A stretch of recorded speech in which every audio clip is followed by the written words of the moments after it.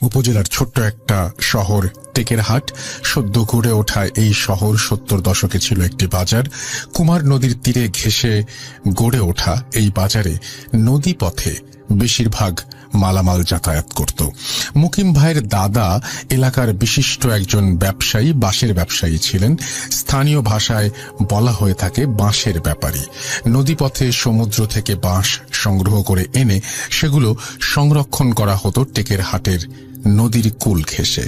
সেই ব্যাপারী ও তার দল সুন্দরবনের সংগ্রহ করা ভাসমান চালির ওপর বাঁশগুলোকে একত্রিত করে তারপর নদীপথ ধরে বাঁশগুলোকে নদীতে ভাসিয়ে নিয়ে আসত।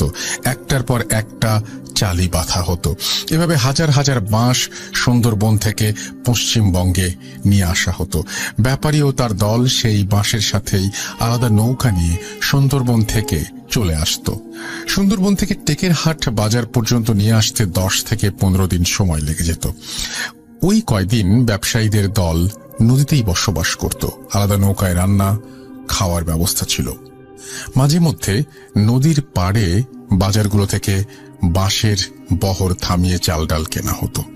সেই ব্যবসায়ীদের দলের মধ্যে একজনের সুন্দরবন থেকে আসার পথে একটা হিজল গাছের দিকে চোখ যায়।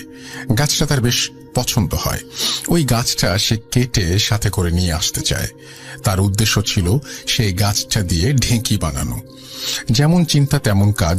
শুরু হয় গাছ কাটা। কিন্তু গাছটা কাটা শুরু করার সাথে সাথে অদ্ভুত এক ঘটনা ঘটে।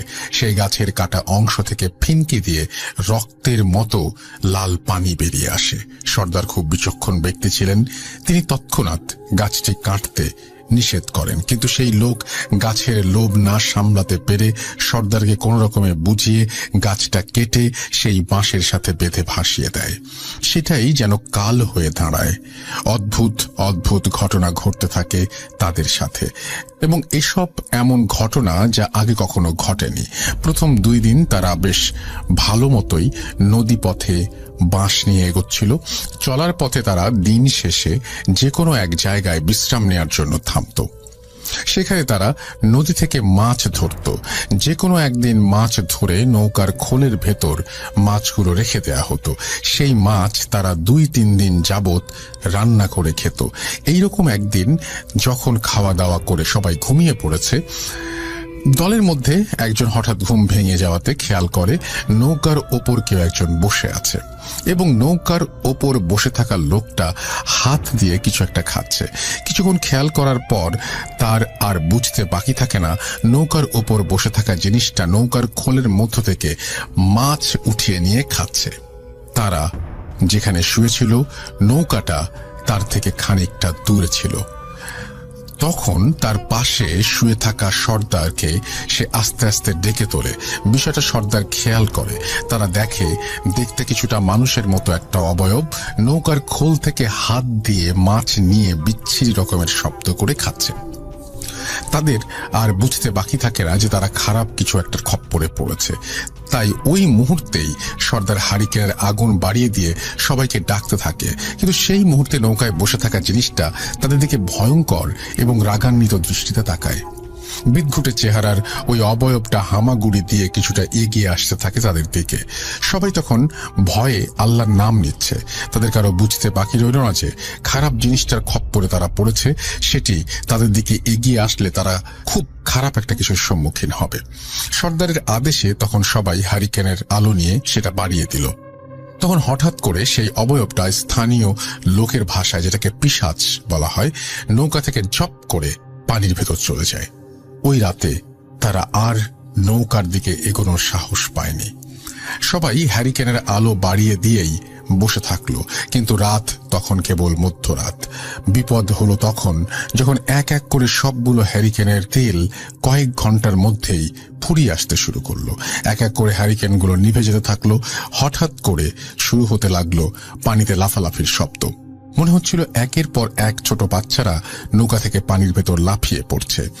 ভয়ে এবং আতঙ্কে আল্লাহর নাম স্মরণ করতে করতে তাদের ওই রাত কেটে যায়। ভোরের আলো ফোটার পর তারা ওই নৌকায় গিয়ে দেখে অর্ধেক অর্ধেক খাওয়া মাছ নৌকাতে ছড়িয়ে আছে। প্রায় প্রত্যেক রাতেই এরকম ঘটনা ঘটতে থাকে সেদিন থেকে। রাতে ঘুমানোর পর তাদের আশেপাশে পানিতে ঝপ ঝপ ঝপ ঝপ শব্দ, এবং নৌকার খোলের ভেতরে রেখে দেওয়া মাছগুলো সেই পিশাচের দল অর্ধেক অর্ধেক করে খেয়ে চারিদিকে ছড়িয়ে চলে যেত। পিশাচগুলো অনেক চেষ্টার পরও তাদের পিছু ছাড়েনি। নৌকার খোলে তারা যেদিন মাছ না রাখত, সেদিন সকালে হাজার হাজার ছোট্ট ছোট্ট মাছের মাথা নৌকা জুড়ে ছড়ানো থাকত।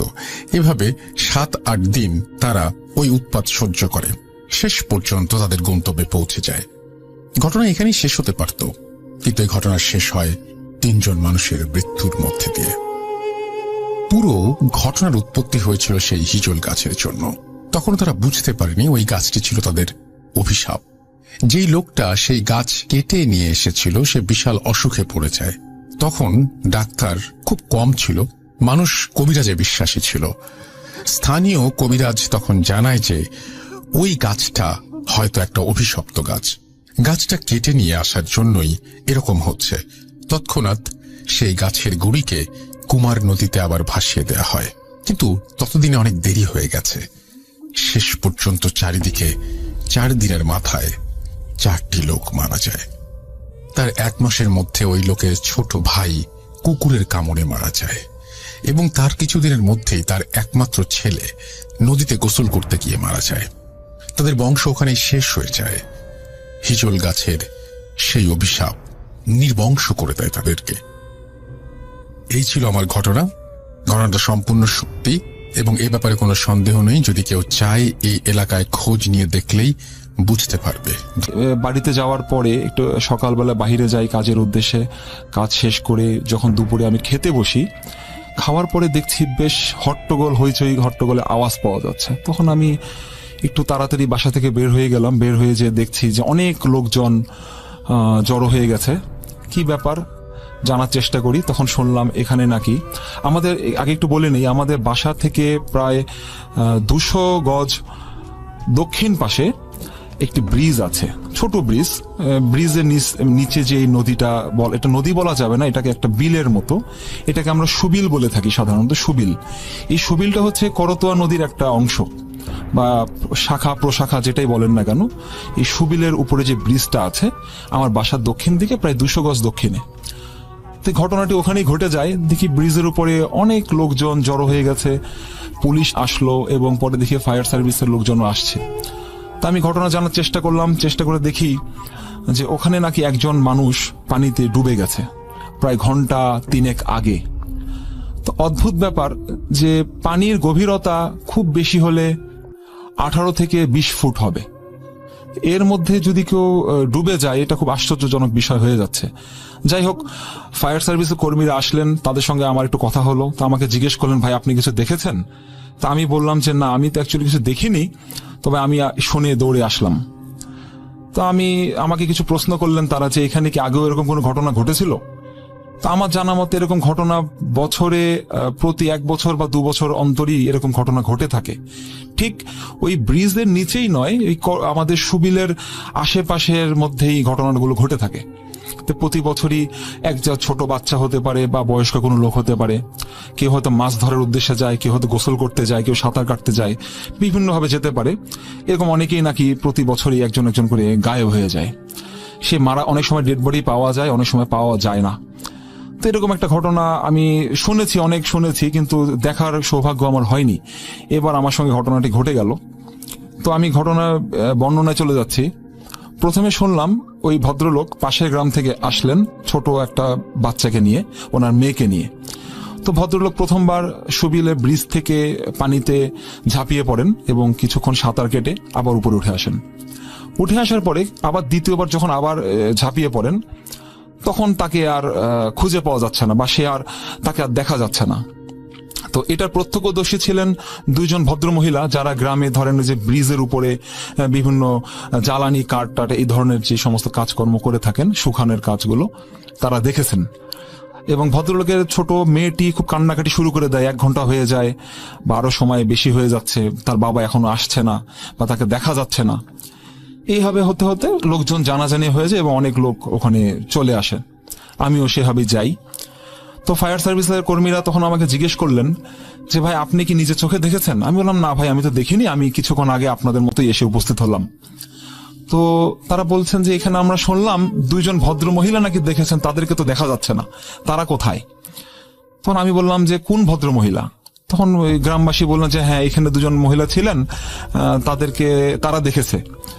তো তাদেরকে খুঁজে বের করা হলো, তাদের থেকে বর্ণনা শোনা হলো যে আপনারা কি দেখেছেন আসলে। তো তাদের মুখে যেটা শোনা যায় যে ভদ্রলোক দ্বিতীয়বার যখন সুবিলে ঝাঁপিয়ে পড়েন, তারপরে সে আর উঠে আসেননি, বা তখন তাকে সাঁতার কাটতেও দেখা যায়নি। তো সে কিভাবে লাফ দিয়েছে? তবে সোজা হয়ে লাফ দিয়েছে নাকি মাথা নিচে করে, যেটা আমরা ড্রাইভ বলি, সেটাতে সে করেছে? বলছেন না, সে সোজা হয়ে লাফ দিয়েছে, যেটা স্বাভাবিকভাবে আমরা ঝাঁপিয়ে পড়ি পানিতে, সেভাবেই সে লাফ দিয়েছে। তো লাফ দেওয়ার পরে এইভাবে হওয়ার পরে এলাকাবাসী কিছু সাহসী যুবক যারা আছেন, ছেলেবেলে যারা আছে এলাকা, তারা প্রায় 8-10 জন সুবিলে নেমে বিভিন্ন দিকে তারা খোঁজাখুঁজি করে। প্রায় 1 ঘন্টা, প্রায় ঘন্টাখানিক তারা খোঁজাখুঁজি করে, ব্রিজের নিচে এবং আশেপাশে সব দিকে তারা খোঁজাখুঁজি করে। তো অনেকক্ষণ খোঁজাখুঁজি করার পরেও যখন কোনো প্রকার তার অবস্থান খুঁজে পাচ্ছিল না তারা, তখন তারা এক প্রকার হতাশ হয়ে উপরে উঠে আসে। তারপরে ফায়ার সার্ভিসের কর্মীরা নামার জন্য প্রস্তুতি নেয়। তো তাদেরকে আমি জিজ্ঞেস করি যে ভাই, আপনারা যে নামবেন, আপনাদের কাছে তো আমি কোনো ইকুইপমেন্ট দেখতে পাচ্ছি না, যে ডুবুরি দলদের যে ইকুইপমেন্ট থাকে সেগুলো তো। ভাই অ্যাকচুয়ালি বগুড়াতে যে আমাদের ফায়ার সার্ভিসের যে অফিসটা, মানে এখানে তাদের কাছে সেই ইকুইপমেন্টগুলো নেই। এই ইকুইপমেন্টগুলো আসে অ্যাকচুয়ালি রাজশাহী থেকে। তো রাজশাহী থেকে অলরেডি ডুবুরি দলেরা রওনা দিয়েছেন, তাদের আস্তে আস্তে আরো মোটামুটি ঘন্টা 3 সময় লেগে যাবে। তো তার আগে আমরা একটু খুঁজে দেখি, যদি পেলাম তা আলহামদুলিল্লাহ, যদি না পাওয়া যায় তাহলে পরবর্তীতে তারা এসে এটা খুঁজবে। তো যে কথা সেই কাজ, তারা পানিতে প্রায় 6 জন ডুবুরি দলের সদস্যরা নেমে যায়। নেমে তারা বিভিন্ন দিকে খোঁজাখুঁজি করতে থাকে। খোঁজাখুঁজি করতে করতে এক পর্যায়ে প্রায় 15-20 মিনিট পরে দেখা যায় এক ডুবুরি দলের একজন সদস্য উপরে উঠে আসে। উপরে উঠে এসে সে বলছে যে আমি পেয়েছি। সে তখন আবার তারা 6 জন তখন আবার একসঙ্গে হয়, একসঙ্গে তখন আবার 6 জন একসঙ্গে আবার নিচে চলে যায়। যে দেখে ব্রিজের ঠিক মাঝখানে যে পিলারটা আছে, পিলার থেকে ঠিক 2 ফুট দূরত্বে সে লাশটাকে পাওয়া যায়, এই ভদ্রলোকের লাশটাকে পাওয়া যায়। তো লাশটাকে তখন তারা উঠায় নিয়ে আসে। উঠানোর সময় তাদের কাছে একটু আশ্চর্য মনে হয়েছে, এটা পরে শুনতে পারি আমি। উঠানোর পরে দেখলাম যে ভদ্রলোকের মাথায় বেশ কাদা মাটি দিয়ে মাখা, মানে মাথার অর্ধেক অংশ, মানে কান পর্যন্ত তার কাদা মাটি দিয়ে মাখা। আর শরীরে কোনো প্রকার কোনো পানি খেলে যেরকম মানুষের পেট ফুলে ওঠে বা কিছু হয়, এরকম কিছু আমি লক্ষ্য করিনি। তখন আমি কিছু আগ্রহবশত কয়েকটা ছবি আমি তুলে নেই, এবং অনেকেই তুলছিল। লাশটা উপরে তোলা হয়, তারপর লাশটাকে মাথায় যে কাদাগুলো ছিল বা কিছু, তা পানি দিয়ে পরিষ্কার করা হয়। দেখলাম পানি টানি দিয়ে পরিষ্কার করলো, তার সে জীবিত আছে কিনা তো একটা চেষ্টা করা হলো আর কি দেখার জন্য। ওখানে একজন ডাক্তারও ছিলেন, আমাদের গ্রাম্য ডাক্তার। উনি না বললেন যে না, ভদ্রলোক মারা গেছেন, উনি মারা গেছে আরো প্রায় 3 ঘন্টা আগে, এরকম একটা কথা সে বললেন। তো এভাবে সে মারা গেলেন। লাশটা উঠে আসলো, পুলিশ আসলো, এলাকাবাসী দেখলো, সবাই দেখলো। সবচেয়ে আশ্চর্যের এবং মজার যে বিষয়টা আমার কাছে মনে হলো, যে একটা মানুষ যদি পানিতে 3 ঘন্টা যাবত ডুবে মারা যায় 3 ঘন্টা আগে, তাহলে নিশ্চয়ই সে কিছুটা তার নাকে বা মুখ দিয়ে পানি প্রবেশ করে তার শরীরটা ফুলে উঠবে বা তার পেট ফুলে উঠবে, এরকম কিছু একটা হতে পারে। কিন্তু আশ্চর্য বিষয়, তার শরীরে কোনো পানি প্রবেশ করার কোনো আলামত তারা দেখতে পাচ্ছে না, বা আমি নিজেও বুঝতে পারছি না যে তার শরীরে কোনো পানি আছে। তো যথারীতি তার লাশটা ওখান থেকে পুলিশ পোস্টমর্টেমের উদ্দেশ্যে বগুড়া মেডিকেলে নিয়ে যায়। নিয়ে যাওয়ার পরে সন্ধ্যার পরে তার লাশটা আবার ফেরত দিয়ে যায়, তারা নিয়ে আসে। আমি আবার দেখলাম এশার নামাজের পরে দেখলাম তার বাসার সামনে অনেক লোকজন বসে আছে, খাটিয়াতে লাশ। জিজ্ঞেস করলাম, ভাই মাটি কখন হবে, আপনাদের দাফনের কাজ কখন হবে? বললো যে এশার নামাজের কিছুক্ষণ পরেই আমরা দাফন করব। তো এরকম ব্যাপার আমি শুনে চলে গেলাম। পরবর্তীতে আমি জানতে পারলাম যে বিষয়টা আপনাদেরকে সবাইকে আমি জানাতে চাচ্ছি, যে এই লাশের শরীরে কিছুই পাওয়া যায় না, তবে তার মাথাটা যে মাটিতে ঢোকানো ছিল, মাটির ভিতরে, মানে সুবিলের নিচে, পানির নিচে যে কাদা মাটি, সেই কাদা মাটির মধ্যে তার মাথার অর্ধেক প্রবেশ করানো ছিল। আর তার অন্য কোথাও কোনো স্পট দেখা যায়নি, তবে তার গলাতে দেখা যাচ্ছে যে আঁচড় দিলে যেরকম দাগ দেখা যায় ঠিক সেরকম কিছু দাগ আমরা দেখতে পাচ্ছি, মানে বড় বড় আঙুলের ছাপের মতো চিকন চিকন দাগ, পুরো গলার 2 সাইডে দাগ দেখা যাচ্ছে। এছাড়া তার আর কোনো আলামত পাওয়া যায়নি। তো পোস্টমর্টেম রিপোর্টে যেটা আমি লোক মুখে শুনেছি যে এরকম ডিরেক্ট কিছু বলেনি ডাক্তাররা, তবে বলেছে যে পানির ভিতরে তার শ্বাসরোধ হয়েই বা এই ধরনের কিছু হয়ে তার মৃত্যুবরণ করে। এবং পোস্টমর্টেম রিপোর্টে এটাও বলা আছে যে তার শরীরে কোনো পানি প্রবেশ করেনি, সে কোনো পানি নাক দিয়ে বা মুখ দিয়ে কোনো দিক থেকে তার পানি আসেনি। তো এটা আমার কাছে খুব আশ্চর্য মনে হলো যে পানি এতক্ষণ ধরে ভদ্রলোক পানিতে পড়ে গেলেন, সে সাঁতার জানা লোক, তো পানি তো সে কিছু অবশ্যই তার শরীরে প্রবেশ করার কথা, যেটা আমরা সাধারণত ধরে থাকি। তো এরকম কিছু বোঝা যায়নি। আর যেটা সবাই মার্ক করেছে যে তার গলায় যে আঁচড়ের দাগটা, এখানে একটা প্রশ্ন আসতে পারে যে ভদ্রলোক পানিতে পড়ে গেলেন, সোজা হয়ে পানিতে ঝাঁপিয়ে পড়ে, সে সোজা ঝাঁপিয়ে পড়ে, কিন্তু পানির নিচে সে মাথাটা তার ঢোকানো ছিল, বডিটা উপরের দিকে ছিল। তো এইটাই সবার কাছে আশ্চর্য মনে হয়েছে। আবার গ্রামের কিছু মুরব্বী লোক যারা আছেন, এলাকাবাসী যারা আছেন, তাদের মুখে শুনলাম তাদের কাছে বিষয়টা খুব একটা আশ্চর্যের নয়, কারণ প্রায় 1-2 বছর পরপরই আমাদের এলাকায় এরকম 2-1টা ঘটনা ঘটে থাকে, এই পানিতেই ডুবে যায়। তো আমি জিজ্ঞেস করলাম, একটু আগ্রহবশত জিজ্ঞেস করলাম মুরব্বীদেরকে যে চাচা বা মামা কি ব্যাপার। বলছে তাদের আমাদের গ্রাম্য ভাষায় একটা কথা বলে যে পানিতে ডেও নামে কিছু একটা আছে, আমি শুনেছি ডেও থাকে। তাই বললাম যে ডেও জিনিসটা কি আসলে? তো বলে পানিতে যারা দুষ্ট প্রকৃতির জিন জাতীয় কিছু, তারা পানিতে প্রবেশ মানে থাকে, তাদের বসবাস, তাদের যদি কোনো প্রকার আঘাত বা ব্যাঘাত সৃষ্টি করে, তাদের বিরক্ত করা হয়, তখন নাকি তারা রাগের বশে এরকম কিছু একটা ঘটায় ফেলে। তো আমার কাছে আমি খুব একটা বিশ্বাসযোগ্য হচ্ছিল না বিষয়টা, আমার কাছে একটু আশ্চর্য মনে হয় যে পানিতে একটা লোক হার্ট অ্যাটাক করে মারা যেতে পারে বা সাঁতার না জানলেও মারা যেতে পারে, তো এটা কিভাবে সম্ভব? তখন এটা আমি কনফার্ম হয়ে গেলাম যে পোস্টমর্টেম রিপোর্টে যে তার শরীরে কোনো পানি প্রবেশ করেনি এবং সে শ্বাসরোধেই তার মৃত্যুটা হয়ে যায়, এরকম রিপোর্ট আসছে পোস্টমর্টেম। যদি আমি সেটা দেখিনি, লোক মুখে আমার শোনা। যে রিপোর্টটা আপনি বললেন, এই রিপোর্টটা এরকম একটা রিপোর্ট আসলে কি স্বাভাবিক?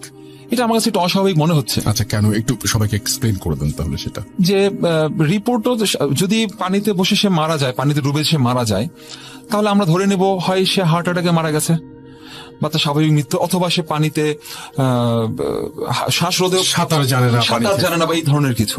কিন্তু এখানে আসলে কিছুই হয়নি এরকম, সে সাঁতার জানালো। এবং আমি এটা বলে দিচ্ছি, ভদ্রলোকের বয়স 55 থেকে 56 এর মধ্যে, অনেক বয়স। এবং এরকম ধরনের বয়সের কেউ যদি সাঁতার না জানেন, তাহলে হয় পানি এড়িয়ে চলবেন বা সাবধানী থাকবেন। অসাবধানতার কোনো কারণ না, এখানে অসাবধানের কোনো কারণ নেই। কারণ হচ্ছে সে রেগুলারই নাকি ওখানে প্রায় সময় পানিতে গোসল করতে আসেন।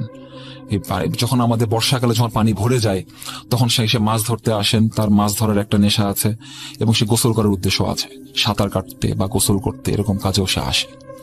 তো সে একটা অনেক অভিজ্ঞ লোক পানিতে, আমি মনে করি তার দ্বারা এরকম হওয়ার কথা নয়। এবং এলাকাবাসী সবার কাছে এটা মনে হচ্ছে যে এটা অবশ্যই একটা আশ্চর্যের বিষয়। এবং আমি তো এতদিন শুনেছি, ছোটবেলা থেকে শুনছি নাকি সুবিলে আমাদের 1 বছর 2 বছর পর পরে বিভিন্ন মানুষ একজন দুজন করে মারা যায় বা গায়েব হয়ে যায়। তো এটা আমি এবার এটা নিজের চোখে দেখলাম এবং দেখে আমি তারপর থেকে খুব বিষয়টা নিয়ে অনেক চিন্তা করলাম যে এটা হলো কি হতে পারে, এটা কোনো স্বাভাবিক মৃত্যু হতে পারে না আমার দেখা মতে। এবং আমি কয়েকটা ছবি তুলে নিয়েছি রাসেল ভাই আপনাকে দেখানোর জন্য, আপনি তাহলে বুঝতে পারবেন যে আসলে এটা কি রকম মৃত্যু হতে পারে। এখানে আরেকটা কথা আমি বলে দিচ্ছি যে আমি ভুলে গিয়েছিলাম, যে লাশের যে ছবিটা দেখাবো আপনাকে, তাতে আমি বুঝতে পারবেন তার পুরো বডিটা একদম স্বাভাবিক, শুধু মাথাটা মানে মুখটা তার একদম কালো হয়ে গেছে বা নেভি ব্লু কালার যেরকম হয়ে যায়, ডিপ নেভি ব্লু কালারটা, এরকম কালার আমরা দেখতে পাচ্ছি। তার মুখটা, শুধু তার মুখটা এরকম বর্ণ হয়ে গেছে, খুব কালচে বর্ণ, আর পুরো শরীরটা তার একদম স্বাভাবিক, কোনো আঁচড়ের দাগ, কোনো আঘাতের দাগ, কোনো কিছুই তার শরীরে নাই। এবং এটা হত্যা জাতীয় কিছু না, এটা হত্যা জাতীয় কিছু না, প্রশ্নই আসে না। ওকে, আপনার কাছে শুনলাম আমরা, এবং আমি বিশ্বাস করি যে এরকম ঘটনা, দেখেন পানিতে এই যে দেউ, এই ঘটনা তো আপনারা আগেও শুনেছেন আসলে, এবং এক এক জায়গায় সেই ঘটনাটা হয়তো যেই দুষ্টু জিন বলেন আর দেউ বলেন সে হয়তো এক এক ভাবে ঘটায়, কিন্তু যখন দেখবেন যে একটা ঘটনা বিভিন্ন জায়গায় ঘটছে তখন বুঝতে পারা যায় যে এরকম ঘটনা আসলেই সচরাচর ঘটে থাকে। এবং সেরকম একটি ঘটনার কথাই আজকে আমরা শুনলাম। আশা করছি যে আপনাদের এই ঘটনা ভালো লেগেছে, এবং এরকম ঘটনা আমি বিশ্বাস করি আপনাদের কাছেও আছে। যদি থাকে তাহলে আমাদের কাছে পাঠিয়ে দিন। আমাদেরকে পাঠাতে হলে আমাদের ইমেল অ্যাড্রেসটা মনে রাখতে হবে। আমাদের ইমেল অ্যাড্রেস হচ্ছে russell.bhoot.com@gmail.com। আপনার নাম, ঠিকানা এবং ফোন নাম্বার সহ আপনার জীবনে ঘটে যাওয়া বা আপনার জানা সেরা ঘটনা লিখে পাঠান আমাদের কাছে। ঘটনার শুরুতে অবশ্যই উল্লেখ করুন যে ঘটনাটি আপনি স্টুডিওতে এসে শেয়ার করতে চান নাকি আপনি চান আপনার ঘটনা আমরা পড়ে শোনাই। যারা দেশের বাইরে রয়েছেন তারা সরাসরি অডিও ক্লিপ পাঠাতে পারেন বা লিখেও পাঠাতে পারেন ঘটনা, এটা পুরোপুরি আপনার ব্যাপার। এবং আশা করছি যে এইভাবে আপনারাও অংশগ্রহণ করতে চাইবেন আমাদের স্টুডিওতে, আপনারাও আসবেন আমাদের স্টুডিওতে, অংশ নেবেন এবং আপনাদের জীবনের ঘটনাগুলো শেয়ার করবেন। আপনাকে অনেক ধন্যবাদ আমাদের স্টুডিওতে এসে ঘটনা শেয়ার করার জন্য।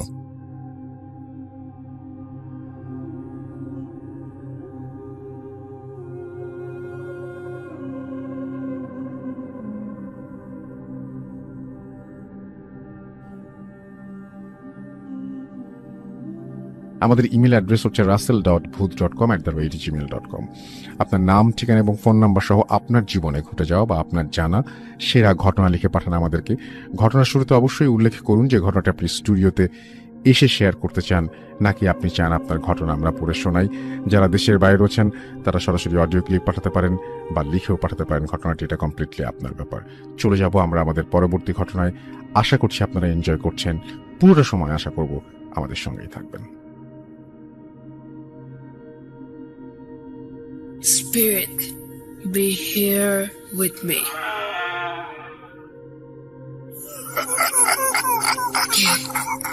¿Qué tú? .com. The fear returns with Russell.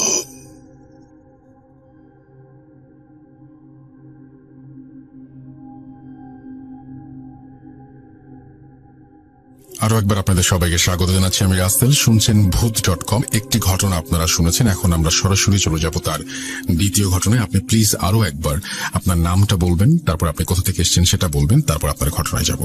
আসসালামু আলাইকুম, আমার নাম আশিক সাইফ, আমি এসেছি ঢাকার কাঁঠালবাগান বাজার থেকে। আমরা ঘটনায় চলে যাই। গতকালকেই আমার মার মুখ থেকে একটা ঘটনা শুনে আমি খুব আশ্চর্য হলাম যে আমার নানির সঙ্গে জিনদের খুব ভালো একটা সম্পর্ক ছিল। এরকম একটা ঘটনা, তাকে খুব অত্যাচার করত, তার সঙ্গে তাকে ধরে নিয়ে চলে যেত, আবার দিয়ে যেত, এরকম অনেক ঘটনা তার সঙ্গে ঘটে। অনেক বছর ধরে তার জিনের এই সমস্যাটা ছিল। তো অনেক অসংখ্য ঘটনার মধ্যে একটা ঘটনা আমি আমার মার কাছ থেকে গতকাল রাতে জানতে পারি। সেটা হলো আমার মারা 4 বোন এবং 2 ভাই। তো বড় বোনের সবার বড় যে খালা আমার, তার বিয়ে হয়ে যায় অনেক আগেই, প্রায় 1972-73 সালে তার বিয়ে হয়ে যায়।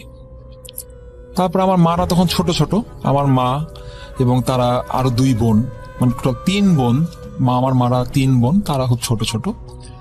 তখন আমাদের গ্রামের বাড়িতে আপনার বিদ্যুতের কোনো ব্যবস্থা বা এই ধরনের কিছু নেই, ওই হারিকেন জাতীয় জিনিসপত্র দিয়েই চলতে ফিরতে হয়।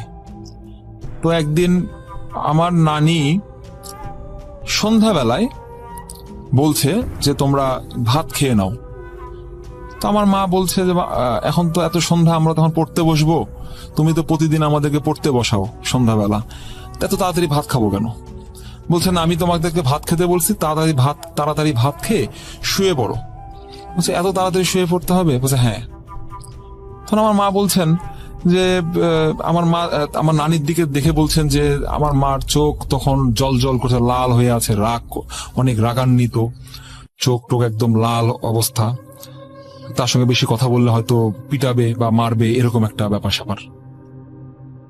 তো আমার মারা বুঝতে পারলেন যে আজকে হয়তো আমার নানির সঙ্গে কোনো খারাপ কিছু হতে যাচ্ছে, যার কারণে তার আচরণটা এরকম অস্বাভাবিক হয়ে যাচ্ছে। তখন আমার মা বা খালারা কোনো কথাবার্তা না বেশি বলে তারা ভাত খেয়ে নেয়, ভাত খেয়ে তারা শুয়ে পড়ে। এবং আমার নানিও তাদের সঙ্গে শুয়ে, একটা বড় খাট আমার নানার ঘরে, সেই খাটের মধ্যে আমার নানি এবং তার 3 মেয়েকে নিয়ে শুয়ে পড়ে। এবং 3 মেয়ের বয়সের ব্যবধান খুব একটা বেশি না, 2-3 বছর করে তারা ছোট বড় আর কি, মোটামুটি সবাই কাছাকাছি বয়স।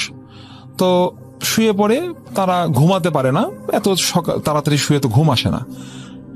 তো এক পর্যায়ে তারা ঘুমায় যায়, ঘুমায় যাওয়ার পরে তারা কিছুক্ষণ পরে, প্রায় রাত 10টা 10:30 বাজে এরকম সময় দেখা যায় আমার নানা মার্কেট থেকে ফিরে আসে। আমার নানা মার্কেটে, বগুড়া নিউ মার্কেটের দোকান ছিল তার, তো দোকান থেকে ফিরে আসে, সাথে কর্মচারী আছে 2 জন, তাদেরকে নিয়ে আসে। তো দেখতে পাচ্ছে যে ভিতর থেকে দরজাটা লাগানো। আমার নানা এসে ধাক্কা দিল, কোনো আওয়াজ নাই, কোনো শব্দ নেই। তখন আমার নানাও কিছুটা আঁচ করতে পারলো যে হয়তো আজকে কোনো প্রবলেম হয়েছে, তো আজকে একটু সমস্যা হবে। তো দোকানে যে কর্মচারী ছিল, সেই কর্মচারীর নাম ছিল হচ্ছে আপনার জলিল। যে জলিলকে বলে, বাবা জলিল, তুমি একটু দেওয়াল টপকে উপরে যাও, যে ভিতর থেকে দরজাটা খুলে দাও। তো এই সময় যে ভিতর থেকে জলিল যায়, ভিতরে যে দরজাটা খুলে দেয়, মানে মেন দরজাটা খুলে দেয়। খুলে দেওয়ার পরে আমার নানা ঘরের সামনে আসে, এসে দেখে ভিতর থেকে দরজা লাগানো, তবে জানালাটা খোলা। আমার নানার ঘরে 3টা জানালা ছিল, একটি জানালা উত্তর দিকে, একটি জানালা দক্ষিণ দিকে, 2টা জানালা, এরকম টোটাল 3টা জানালা। তো যে জানালাটা আপনার দক্ষিণ দিকে, সেই জানালাটা খোলা, এবং আমার নানা টর্চের আলোতে দেখতে পাচ্ছে যে তার 3 মেয়ে বিছানায় শুয়ে, জড়সড় হয়ে শুয়ে আছে, এবং তারা খুব ভয়ে ভীত সন্ত্রস্ত একটা ব্যাপার স্যাপার। তাকে বল, আমার নানা বলে, মা তোমরা দরজাটা খুলে দাও, আমি বুঝতে পারছি কি সমস্যা হয়েছে, তুমি দরজাটা খুলে দাও। তো বলছে, না আব্বা, আমি খুলতে পারবো না। কেন বাবা খুলতে পারবো না কেন? বলছে যে মা যদি খাটের নিচে থাকে, বা মার জিন যদি আমাদেরকে পা ধরে টেনে নিয়ে যায়, তারা ভয়ে কেউ নামছে না। তাদেরকে অনেক বোঝানো হচ্ছে, সাহস দেওয়া হচ্ছে, কেউ তারা নামতে রাজি হচ্ছে না। তখন 2 বোন, আমার মা এবং তার বড় বোন, বললো ঠিক আছে আমরা 2 জনই নামবো, ছোটটা থাকুক, ওকে নিব না, তো যদি মরি তাহলে 2 জন একসঙ্গেই মরবো। এরকম অনেক সাহস করে তারা খাট থেকে নেমে কোন রকমের দরজার যে লাঠি দিয়ে দরজাটা লাগানো থাকে গ্রামের বাড়িতে, ওই লাঠিটা তারা খুলে দেয়। খুলে দিয়ে সঙ্গে সঙ্গে আমার নানা ঘরে প্রবেশ করে এবং আমার মাকে এবং খালাকে জড়ায় ধরে, মানে শান্ত করার ব্যবস্থা করেন। তো দেখলেন যে সবই ঠিক আছে, একসঙ্গে শুয়েছে, খেয়েছে, এখন আমার নানি ঘরে নেই, কি হতে পারে বিষয়টা? তখন আমার নানা খেয়াল করলেন উত্তর দিকে যে জানালাটা খোলা, সেই জানালাটা একটা কপাট খোলা আর কি, কাঠের যে কপাটটা খোলা। এবং একটা কথা আমি এখানে বলে রাখি যে আমাদের গ্রামের দিকে জানালা যে গ্রিল গুলো হয়, আগে আমরা এখন দেখি অনেক সময় লোহার গ্রিল হয়, স্টিলের বা লোহার হয়, কিন্তু তখন এটা ছিল না, তখন হতে কাঠের। যে স্টিক গুলো থাকতো, গ্রিলের যে স্টিক গুলো কাঠের হতো। কারণ আমার নানার মুখ থেকে আমরা গল্প শুনেছি যে কাঠের হওয়ার কারণে নাকি দিক থেকে জিনেরা অবাধে যাতায়াত করার সুযোগ পেত, যদি লোহা হতো তাহলে পারতো না, এরকম একটা ব্যাপার। তো যে জানালা দিয়ে খোলা, উত্তর দিকে জানালাটা খোলা, সে জানালার পাশেই হচ্ছে একটা কবরস্থান। কবরস্থানটা এরকম, আমাদের ওই কবরস্থানটা প্রচলিত যে একটা বড় একটা বট গাছ আছে, এবং এই বট গাছের নিচে অনেক অসংখ্য কবর আছে। ফকির পরিবার নামে একটা পরিবার আছে, এই পরিবারের একটা কবরস্থান, পারিবারিক কবরস্থান। এবং মজার বিষয় হচ্ছে যে আমার নানির যে পরিবার, মানে আমার নানির যে পরিবারটা, সেটাকে ফকির পরিবার বলা হয়। এই কবরস্থান এবং বট গাছটা এতটাই বিশাল এবং তার শাখা প্রশাখা এতটাই বড় বড়, যেটা আপনি যদি রাসেল ভাই চোখে না দেখেন বা সামনে না যান, আপনি বুঝতে পারবেন না। তার বয়স লোক মুখে শোনা যায়, কেউ বলে 500 বছর, কেউ বলে 700 বছর, কেউ বলে 400 বছর। দীর্ঘ, অনেক প্রাচীন একটা বটগাছ, এটার কোন ইতিহাস, সঠিক ইতিহাস কারো কাছে নেই। তো এরকম হতে হতে দেখা যায় যে অনেক সময় আমার নানিকে বিভিন্ন জায়গায় ফেলে রেখে যায় বা দিয়ে যায়, জেনেরা পরবর্তীতে ফেরত দিয়ে যায়, এরকম হয়। কিন্তু ওই দিনে যে ঘটনাটা, সেটা তখন দেখা যায় প্রায় রাত 2-2:30 বেজে গেছে, আমার নানিকে এখনো কোনো খোঁজ খবর পাওয়া যাচ্ছে না। তখন এলাকার সব লোকেরা, যার মুরব্বীরা ছিলেন, আমার নানার ভাইরা ছিলেন বা তার ভাগিনারা ছিলেন কয়েকজন, সবাই হারিকেন নিয়ে, টর্চ লাইট নিয়ে, তারপর গ্রামে আমরা আগে বলতাম হ্যাচাক বাতি, যেটা বলতো হ্যাচাক বাতি নিয়ে তারা বেরিয়ে পড়ে, বিভিন্ন জায়গায় খোঁজাখুঁজি করে, কিন্তু কোথাও তাকে ট্রেস করা সম্ভব হয় না। তার এরকম করতে করতে একটা পর্যায়ে দেখা যায় যে আমার নানার ঘরে যে মানে টিনের যে চালাটা আছে, এখানে হঠাৎ করে একটা যেটা আমরা ইটের টুকরা বলতে পারেন বা কিছু একটা বলতে পারেন, কাঠের টুকরা বলতে, এরকম কিছু একটা পড়ে টিনের উপরে ঝনঝন ঝন করে একটা আওয়াজ হয়। তো যাওয়ার পর আমার নানা তখন বুঝতে পারলেন যে হয় এখন আশেপাশে কোথাও আছে, হয়তো একটা আলামত তোমরা পাচ্ছ যে টিনের আওয়াজ হচ্ছে, তাহলে আমরা আশেপাশে খুঁজলেই পেয়ে যাব, বেশি খুঁজতে হবে না। তো দেখা যায় ঘর থেকে যখন বের আবার আশেপাশে খোঁজা শুরু করে, তখন ওই বট গাছের একটা ডাল আছে, অনেক মোটা একটা ডাল, প্রায় যে কোনো একটা মানুষ অনায়াসে শুয়ে থাকতে পারবে এরকম একটা ডালের মধ্যে। তো লাইটের আলোতে দেখা যাচ্ছে কিছুটা, দেখা যায় আমার নানির চুলগুলো তখন তার অল্প বয়সে খুব চুল পেকে গেছিল, সাদা, সব চুল সাদা। তো সেই চুলটা দেখা যায় ঝুলতেছে, তার ওই ডালে থেকে ঝুলছে। তখন বলে যে দেখো ডালের মধ্যে শুয়ে আছে। তো হ্যাঁ, দেখা যায় যে এই কথা সেই কাজ। দেখা যায় আমার নানিকে ডালের উপর শোয়াই রেখে, নানি কিন্তু সেন্সলেস অবস্থায় আছে, অজ্ঞান। তো তাকে লোকজন ধরে টরে নামালো। নামানোর পরে তাকে ওই যে আমার নানার যে ভাই, উনি আবার যে তেল পড়া, পানি পড়া এগুলো দিতে পারতেন, উনি দিয়ে কানের মধ্যে সরিষার তেল, নাকের মধ্যে সরিষার তেল, এগুলো দিয়ে তার জ্ঞান ফেরায় আনা হয়। তখন জ্ঞান ফেরানোর পরে সে কারোর সঙ্গে কোনো কথা বলে না, আমার নানি কারোর সঙ্গে কোনো কথা বলে না, চুপচাপ বসে থাকে, চোখগুলো তার লাল লাল হয়ে থাকে এবং মাথায় অনেক বড় একটা ঘোমটা দিয়ে থাকে। এটা নাকি তার আগে থেকে অভ্যাস। এবং কিছুক্ষণ পরে সে গোসলখানায় চলে যায় গোসল করার জন্য। আমি এখানে বলে রাখি, আমাদের গ্রামের বাড়িতে আগে আমরা এখন যখন প্লাস্টিকের বালতিতে করে পানি নিয়ে গোসল করি, গ্রামে কিন্তু এটা নাই। গ্রামে কি করে, লোহার যে বালতিগুলো থাকে সেটা দিয়ে গোসল করা হয়, অনেক বড় বড় বালতি, চাপকল। তো আমার নানি একাই চাপকল চেপে চেপে ওই বালতি একাই এক হাতে নাকি সে ওইটা মানে উঠাই ফেলতে পারতো, এবং বালতির পর বালতি, 10 বালতি 15 বালতি সে পানি দিয়ে গোসল করে ফেলতো একাই। এবং এত বড় বালতি, এত ওজন, লোহার বালতি, এত বড় বালতি পানি নিয়ে সে একা একা গোসল টোসল করতো, অনেকক্ষণ ধরে গোসল করতো। গোসল টোসল করে সে নামাজে বসে পড়তো, এবং কি নামাজ যে সে পড়তো সেটা কেউ বুঝতে পারতো না। নামাজের সে সেজদায় পড়ে থাকতো, ঘন্টার পর ঘন্টা সময় চলে যেত, নাকি সে নামাজ থেকে নাকি উঠতো না। এরকম রাতে শুরু করতো, ফজরের আজান হয়ে গেছে, সে নামাজ থেকে উঠতো না। নামাজ পড়তেছে তো পড়তেছে, সেজদায় গেছে তো গেছেই। যাই হোক, এভাবে দিন চলে যায়, তার জ্ঞান ফিরে আসে, তো আস্তে আস্তে স্বাভাবিক হয়ে যায়। আবার মাসে হয়তো 2 বার বা 3 বার তার এরকম সমস্যাগুলো হতে থাকে। তো এগুলো অনেক দীর্ঘদিনের সমস্যা থাকার কারণে আমার নানারা বিভিন্নভাবে বিভিন্ন হুজুর বা তান্ত্রিক দরবেশের কাছে যায়, তেমন কোনো ভালো ফলাফল পায় না। তো একবার মেদিনীপুরের যে বড় পীর সাহেব আছেন, উনি মারা গেছেন, আমরা জানি সবাই, খুব নামকরা হুজুর। তো ওই হুজুরের মুরিদ ছিলেন আমার নানা। তো হুজুর একদিন বাড়িতে আসেন, এসে বলেন যে বাবা, তোমার এখানে তো অনেক সমস্যা দেখা যাচ্ছে, তো আমি এতটা সমাধান করতে পারবো না, তবে আমি চেষ্টা করে দেখতে পারি কি করা যায়। তো উনি হুজুর খুব চেষ্টা করেন, আপ্রাণ চেষ্টা করেন, বিভিন্ন তদবির করেন, তদবির করে বিভিন্ন প্রকার ঘরের বিভিন্ন সাইডে লোহা পুঁতে রাখেন, বা গাছে তাবিজ বেঁধে দেন, ফু দেন, পানি পড়া, তেল পড়া, অনেক কিছু দেওয়ার পরেও দেখা যায় যে জিনটা আস্তে আস্তে তার কাছ থেকে দূরে সরে যায়। দূরে সরে যায় মানে তার অর্থেই নয় যে তাকে একবারে ছেড়ে দেয়, দূর থেকে তার উপর দৃষ্টি থাকে। অনেক সময় দেখে সে রেগে যাচ্ছে, নামাজে বসে পড়ছে, বালতি, বড় বড় বালতি সে গোসল করতেছে, এর ধরনের কাজকর্মগুলো সে করতো, কিন্তু তাকে উঠায় নিয়ে চলে যাবে, গায়েব করে নিয়ে যাবে, এরকম কিছু আর পরবর্তীতে ঘটেনি।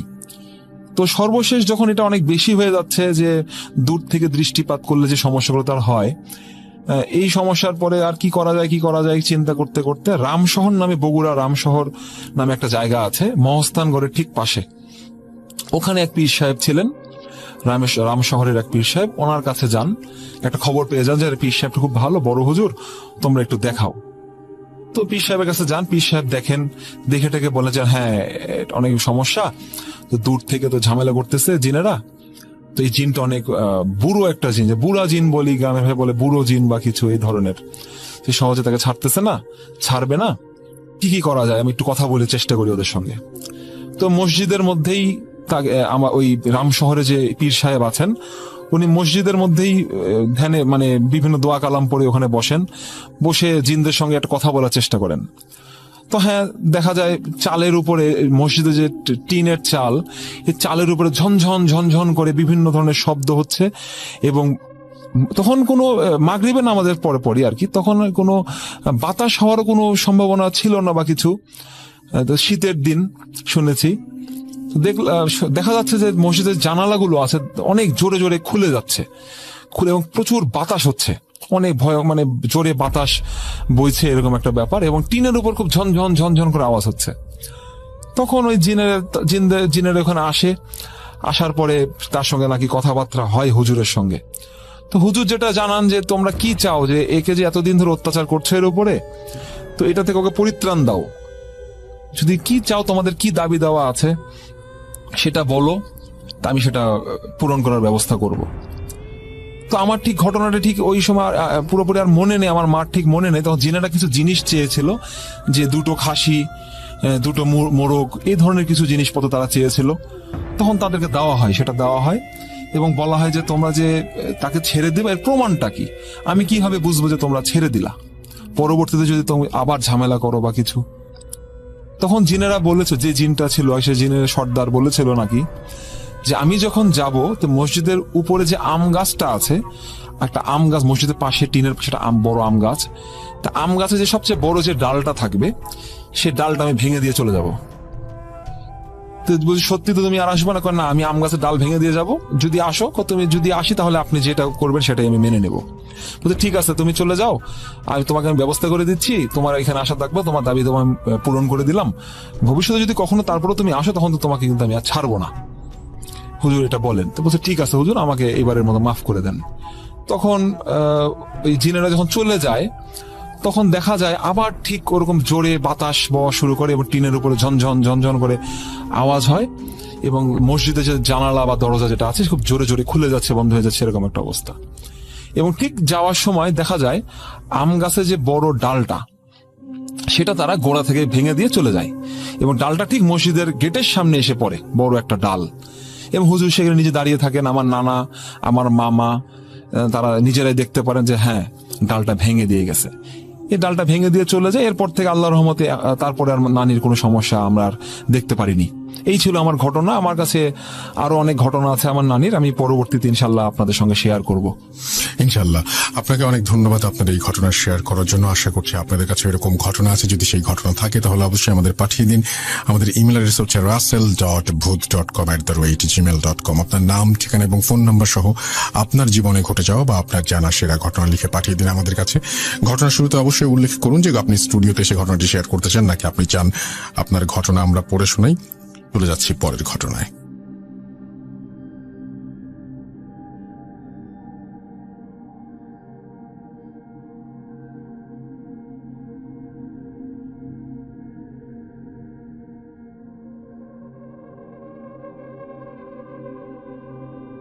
অনেকেই লিখছেন আজকের ঘটনাগুলো সেরা, আমরা এখন থেকে সেরা ঘটনাই চেষ্টা করব আপনাদের জন্য রাখতে। সবসময় চেষ্টা করি আসলে, কিন্তু ওই যে বলেছি যে স্টুডিওতে আসলে ঘটনার মান বদলে যায়, সেরকমই কিছু একটা হয়েছে। চলে যাচ্ছে আমাদের পরবর্তী ঘটনায়, চলুন। আসসালামু আলাইকুম রাসেল ভাই, আমি শাওন গাজীপুর থেকে বলছিলাম। আমার ঘটনাটা 2017 সালের আগস্টের 17 তারিখ আমার যে কোনো একটা কাজের জন্য আমি কুষ্টিয়ার ভেড়ামারাতে যাই ট্রেনে। তো আমার সাথে ছিল আমি, আমার একটা ফ্রেন্ড প্লাস আর ফুফাতো ভাই। আমার ফ্রেন্ডের ফুপির বাসা ছিল আবার ভেড়ামারাতে, যার কারণে আমরা সবাই একসাথে যাই। তো আমি 17 তারিখ যাওয়ার পরে আমার সম্পূর্ণ কাজ যতটুকু ছিল ততটুকু শেষ করে 18 তারিখ ব্যাক করার চিন্তা ভাবনা করি। তো 18 তারিখ রাত 12টার সময় আর কি ট্রেন আমার। যাই হোক, 19 তারিখে শুরু, 18 তারিখে শেষ, এমন একটা সময় ট্রেন আমার, সুন্দরবন এক্সপ্রেস যেটা, ওইটা। তো ওই সময় আবার মানে কোরবানির ঈদের সময় ছিল 2017 সালে। তো ট্রেনটা কিছুটা ডিলে হয়ে গেছিল, 12টার সময় যেটা আসার কথা সেটা একটাই আসছে। তো আমার ফ্রেন্ড প্লাস ওর কাজিন যারা ছিল সবাই আমাকে স্টেশনে নিয়ে যায় বিদায় দেওয়ার জন্য। তো আমি ওদের সাথে যাই। যখন স্টেশনে যাই তখন জানতে পারি যে 1 ঘন্টা লেটে ট্রেনটা আসবে। তো আমরা ওইখানে সবাই বসে আড্ডা দিতেছিলাম, মজা করতেছিলাম। তো তখন আমার মনে পড়ে যে এত দূর লং জার্নি করব, তো কিছু খাবার কিনে নিই, কারণ এত রাতের জার্নি হয়তো বা কিছু পাবো কি পাবো না ট্রেনে, এইসবের জন্য আর কি একটা দোকানে যাই। তো যাওয়ার পরে আমি এক প্যাকেট রুটি, ওই স্লাইস রুটি গুলো আছে না, ওই ধরনের রুটি, 2টা কলা আর পানি কিনি, মিনারেল ওয়াটার কিনি। তো ওই সময় রুটি কেনার সময় একটা মহিলা আসে আমার কাছে। মহিলা আইসা আর কি বলে আমাকে যে সে সারাদিন কিছু খায়নি, প্লাস তার অনেক ক্ষুধা লাগছে, তাকে যেন কিছু খাবার দিই আমি। তো আমারও দেখা মানে আসলে আমার দেখে মনে হচ্ছে সে অনেকক্ষণ খায় নাই বা অনেক দিন ধরে সে অভুক্ত আছে না খাওয়া। তো আমি তারে আমার প্যাকেটটা খুলে 12টা বা 14টার মতো রুটি ছিল আমার ওইখানে স্লাইস করা, তো আমি তা থেকে অর্ধেক দিয়ে দিই। দিয়ে দেওয়ার পর দোকান থেকে আরো 2টা কলা কিনা ওনাকে দেই, হাতে দিই, একটা পানির বোতল দিই। দেওয়ার পর বলি যে আপনি এগুলা খান, আর যদি কিছু লাগে তো ওনাকে দোকানদারকে দেখে বলি যে ওনাকে বললেন, উনি দিবে আপনাকে। তো আমি আরো দোকানদারকে 20 টাকা বা 30 টাকা দিই, আমার ঠিক মনে নেই কত টাকা দিই, 20 টাকা বা 30 টাকা দিই। দেওয়ার পর ওনাকে বলে দিই যে উনি কিছু চাই তাহলে আপনি দিয়ে দিন। তো লোকটা বলে যে আচ্ছা ঠিক আছে, সমস্যা নেই। তো আমি আবার আমার ফ্রেন্ডের কাছে চলে আসি, ওরা যেহেতু আড্ডা দিতেছে। তো একটা টাইমে ট্রেন চলে আসে, আমিও ট্রেনে উঠি। ট্রেনে ওঠার পর আর কি আমার নিজে থেকেই খারাপ লাগতেছে যে ফ্রেন্ডে মজা করতেছে। আর স্বাভাবিক, একটা ফ্রেন্ড বা সেম এজের যারা কাজিন থাকে সবাই যখন একসাথে হয় তখন মজাটাই আলাদা থাকে সব সময়। তো ওরাও সবাই একসাথে, তো আমার বারবার ইচ্ছে করতেছিল কি মানে একদিন পরে যাই, আজকে না যাই, ওদের সাথে আরেকটা দিন থাকি তারপর যাই। তো মনের মধ্যে এরকম হইতেছে। তো ট্রেনে অলরেডি আমি উঠে পড়ছি এবং ট্রেনও চলা শুরু করছে, তো যার কারণে আমি আর নামতে পারিনি। যাই হোক, তো তারপর আমি আপনার ঈশ্বরদীতে আসি আর কি। তো ওইখানে খুলনা যাওয়ার চিত্রা এক্সপ্রেস ট্রেনের ক্রসিং হয় সুন্দরবন এক্সপ্রেসের সাথে। তো ওইখানে আমি আর কি ট্রাই করি যে যদি আমি চিত্রাতে উঠতে পারি তাহলে হয়তো বা আমি আবার ভেড়ামারা যাইতে পারবো। এখন আমি যদি ওদের ফোন করে বইলা দিই তাহলে হয়তো বা স্টেশন ওরা আমার জন্য কিছুক্ষণ ওয়েট করবে, দেন আমি আবার ওদের সাথে বাসায় ব্যাক করতে পারবো। তো এই ধরনের চিন্তা ভাবনা করে আমি ট্রেন থেকে নামি। আপনার হয়তো বা জানেন যে যখন রাত্রের বেলায় ট্রেন যাতায়াত করে তখন এক পাশের দরজা বন্ধ থাকে আর এক পাশের দরজা খোলা থাকে, দুই পাশের দরজা কখনোই খোলা থাকে না। তো যার কারণে স্টেশনের এই পাশে আমাকে নামতে হয়, ওই পাশে আমি নামতে পারি না। তো চিত্রা ট্রেনটা হইলো অন্য পাশে আর এই পাশে হইলো সুন্দরবন, আর আমার বগিটা হইলো একদম ট্রেনের মাঝখানের বগি। যার কারণে আমি যদি সামনে দিয়ে ঘুরে ওই ট্রেনের কাছে যাই একটা মোটামুটি ভালো সময় লাগবে, আবার যদি পিছন দিয়েও যাই তাহলে ভালো একটা সময় লাগবে। আবার এদিক দিয়ে দেখি ট্রেনটা হুইসেল দিয়ে যাইতে শুরু করছে আর কি, যে চিত্রা এক্সপ্রেস ট্রেনটা ওইটার কথা বললাম, ওইটা আবার যাওয়া শুরু করছে, চলা শুরু করে দিছে। তো আমি একটু মনটা খারাপ করে আর কি স্টেশনের প্ল্যাটফর্ম থেকে আবার ট্রেনে উঠবো। এমন সময় দেখি ওই ভেড়ামারাতে আমি যে মহিলাকে রুটি আর কলা কিনে দিয়েছিলাম ওই মহিলাটাই ঈশ্বরদী প্ল্যাটফর্মে বসে সেই রুটি কলা খাইতেছে, পানি খাইতেছে। তো আমার মানে দেখে নর্মাল লাগলো জিনিসটা, যে খাইতেছে খাক, হয়তো বা আমার সাথে ট্রেনে আসতেছে, হয়তো বা সে কোথাও যাবে এই জন্য। যাই হোক, তো পরে এটা আমি কোনো নোটিস করলাম না। এদিকে আমার ট্রেন আবার ছেড়ে দিবে, তো আমি আমার সুন্দর মতো বগিতে উঠে আমি আমার সিটে বসলাম। তো আমার মাথায় তো একটা জিনিসই ঘুরতেছে যে ওইখানে আমার ফ্রেন্ডরা কাজিনরা মজা করতেছে সবাই, আমি যাব কিভাবে যাব এখন এটা চিন্তা ভাবনা করতেছি। তো আবার আমার ফ্রেন্ডকে ফোন দেই, পরে বলতেছে তাহলে অন্যদিন আসিস, সমস্যা নেই। তো আমি ঠিক আছে অন্যদিন আসবো। পরে মাথা থেকে এইসব বাদ দিয়া ব্যাক করি। তো সিরাজগঞ্জের উল্লাপাড়া স্টেশনে ট্রেনটা আবার থামে, এছাড়াও মাঝখানে অনেক স্টেশন আছে এখানে ব্রেক করছে। তো এখানে আমি নামিনি আর কি, সিট ছেড়ে আমি কখনো নামিনি। তো এখানে দিকে একটা লং ব্রেক করছে উল্লাপাড়া স্টেশনে, হয়তো বা কোনো ক্রসিং এর জন্য বা কোনো একটা কাজের জন্য। তো যাই হোক, সেখানে অলরেডি 5 মিনিটের উপরে বা 10 মিনিটের মতো ব্রেক করছে, মানে সময় এখানে দাঁড়ায় আছে ট্রেনটা। তো দেখি অনেকে নামছে প্ল্যাটফর্মে, নাইমা হাঁটাহাঁটি করতেছে। আর একটা জিনিস কি, অনেকক্ষণ ধরে কোথাও বসে থাকলে দেখবেন পা মানে লাগে কেমন জানি, পা লাগে, ব্যথা করে, কিছু একটা হয়। তো আমার এরকম হইতেছে। তো আমি বের হয়ে গেছি, প্ল্যাটফর্মে দাঁড়াইছি, হাঁটতেছিলাম কিছু। তো আমি আবার সিরাজগঞ্জের যে উল্লাপাড়া স্টেশন আছে সেখানে আবার ওই মহিলাটাকে দেখি। ইভেন তখনও সে রুটি আর কলাই খাইতেছে, তার কলা আর রুটি খাওয়া এখনো শেষ হয় নাই। আমি তাকে রাত 12:30টার সময় ভেড়ামারা স্টেশনে রুটি কলা কিনে দিছি। আমি হয়তো বা অ্যারাউন্ড 1:30 পৌনে 2টার সময় আমি ঈশ্বরদীতে আসছি, আমার ঠিক টাইম মনে নাই। এইরকম টাইমে সে রুটি কলা খাইতেছে। তার খাওয়া শেষ হয়নি। ইভেন যখন আমি সিরাজগঞ্জে আসি উল্লাপাড়া স্টেশনে, এটা কিন্তু একটা বড় সময়ের গ্যাপ, এটা তাড়াতাড়ি আসা যায় না, মিনিমাম 3 ঘন্টা লাগেই, 2.5 থেকে 3 ঘন্টা লাগেই, একটা বড় সময়। তো এতটুকু সময় তার খাওয়া শেষ হয়নি। তো আমি এটা সিম্পলি নিলাম যে হয়তো বা সে আস্তে আস্তে খাইতেছে, আর ট্রেন দিয়ে হয়তো বা কোথাও যাইতেছে, আমার সাথে সাথেই আসতেছে, সবাই প্ল্যাটফর্মে নামছে, হয়তো বা সেও প্ল্যাটফর্মে নেমে আস্তে আস্তে খাইতেছে। তো আমি এটা ভাইবা আবার ট্রেনে উঠলাম, ট্রেনে উঠে আবার আমার সিটে বসলাম যথারীতি। তো ট্রেনটা আবার চলা শুরু করছে। আমার বাসা হইলো শফিপুরে আর কি। যাই হোক, শফিপুরে মৌচাক স্টেশন আছে, যেটা শফিপুর বাজারে একদম কাছে। আর আপনারা সবাই জানেন জয়দেবপুর স্টেশন, মানে গাজীপুরে যে স্টেশন সেটা হলো জয়দেবপুর স্টেশন। এই জয়দেবপুর স্টেশনের ঠিক আগের স্টেশনটাই হলো মৌচাক। তো এই মৌচাক স্টেশনে যদি ট্রেন থামে তাহলে আমার দাদু বাড়ি আসতে হয়তো বা অ্যারাউন্ড 10 মিনিটের মতো সময় লাগবে, বা 15 মিনিটের মতো, মানে একটা শর্ট ডিস্টেন্স আর কি। তো আমি চিন্তা ভাবনা করলাম যদি মৌচাক স্টেশনে ট্রেনটা দাঁড়াই তাহলে আমি নেমে আমি সরাসরি চলে আসতে পারবো, আমার আর এত দূর ঘোরা লাগবে না। তো এইটা চিন্তা করে আমি আর কি জানলা দিয়ে মাথাটা একটু বের করি যে যদি ট্রেনটা থামে বা মৌচাক স্টেশনটা আশেপাশে চলে আসছে কিনা। বাহিরের দৃশ্য দেখলেও তো একটু ধারণা নেওয়া যায় যে আসছে কি আসে নাই। তো আমি দেখতেছি যে ট্রেনটা হয়তো বা থামবে না, কারণ ট্রেনটা যদি থামে তাহলে আগে থেকে আস্তে আস্তে স্লো হইতে থাকে। দেখতেছি ট্রেনটা স্লো হইতেছে না, ট্রেনটা একদম সেম স্পিডেই যাইতেছে।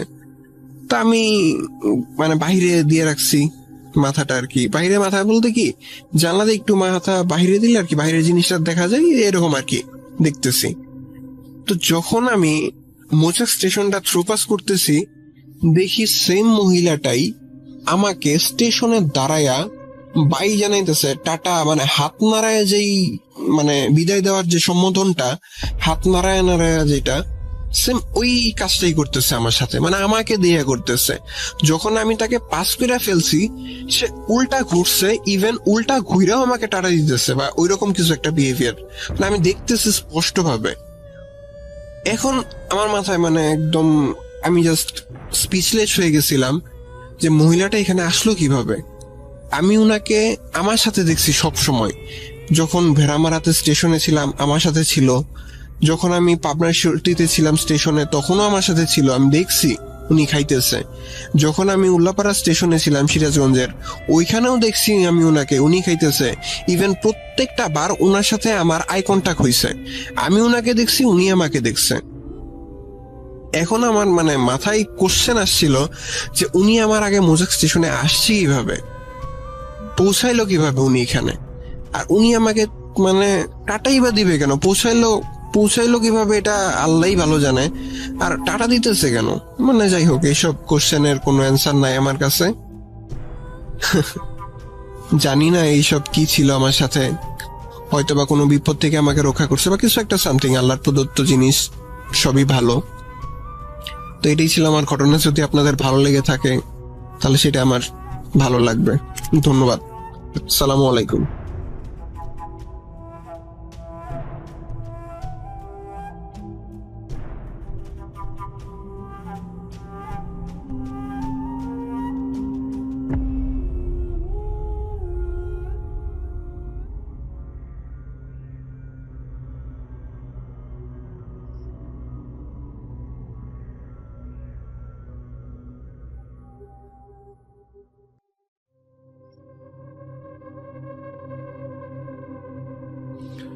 আবারও আমন্ত্রণ। রাত তো অনেক বেশি হয়ে যাচ্ছে, জানি না কতক্ষণ থাকবো। আশা করছি যে পুরোটা সময় আপনাদের সঙ্গে থাকতে পারবো। তো দেখা যাক আমরা কতক্ষণ থাকতে পারি। আমরা এখন যেটা করতে চাই সেটা হচ্ছে যে, তো আমরা কথা না বাড়িয়ে সরাসরি ঘটনায় চলে যাচ্ছি। আশা করছি আপনারা থাকবেন। আচ্ছা ঠিক আছে, এটাই লাস্ট স্টোরি, থাকবেন তো? ওকে, প্লে করছি তাহলে, চলুন। আসসালামু আলাইকুম রাসেল ভাই, আমি মোহাম্মদ মেহেদি হাসান মিশাদ, রংপুর বিভাগের গাইবান্ধা জেলা থেকে বলতেছি। তো ভাই আমি কথা না বাড়িয়ে সরাসরি ঘটনায় চলে যাই। ঘটনাটা আসলে ভাই আমার ভাবি, অর্থাৎ আমার হলো ফুফাতো ভাইয়ের বউয়ের সাথে ঘটা, অর্থাৎ আমার ভাবির সাথে ঘটা। তো ঘটনা শুরু হয় তার ভাবি যখন ছোট, অর্থাৎ যখন তার বয়স 12-13 বছর।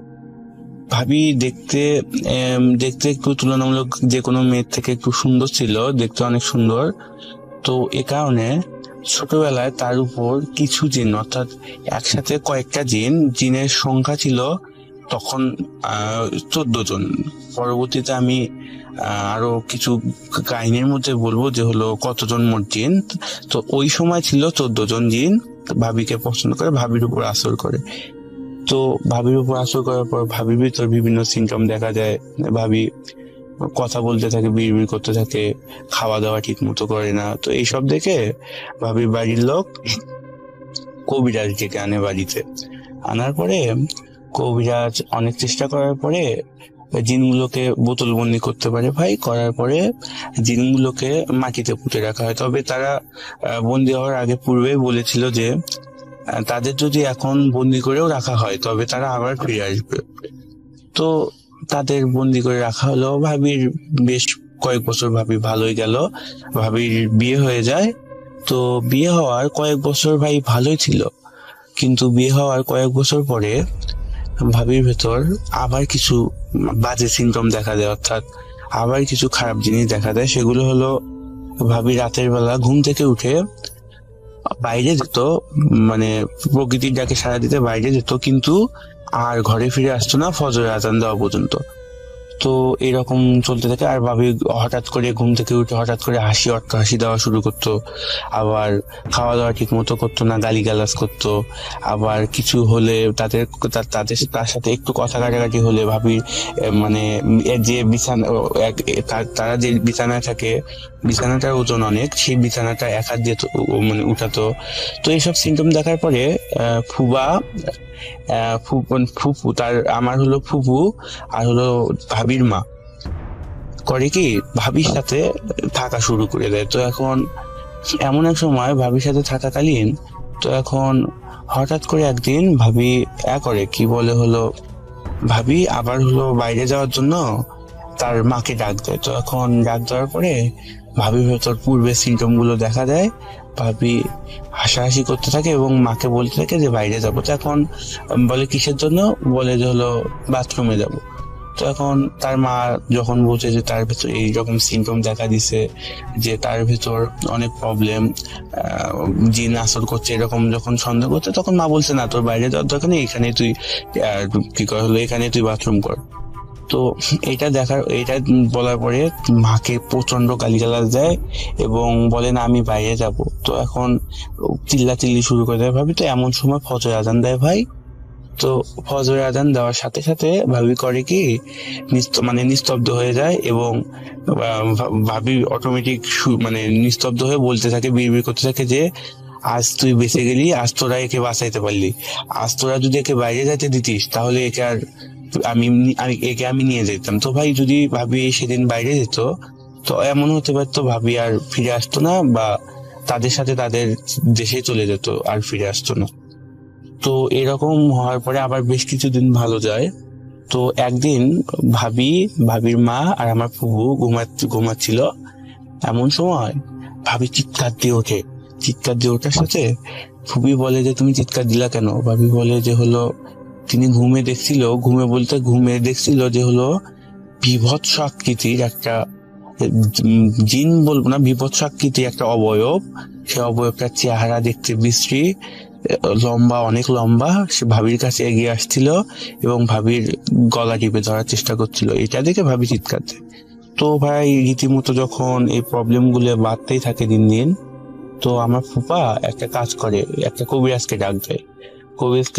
তো কবিরাজ করে তার সাথে একটা তুলারাশি একটা মানুষকে নিয়ে আসার পরে তার উপর জিন ভর করে।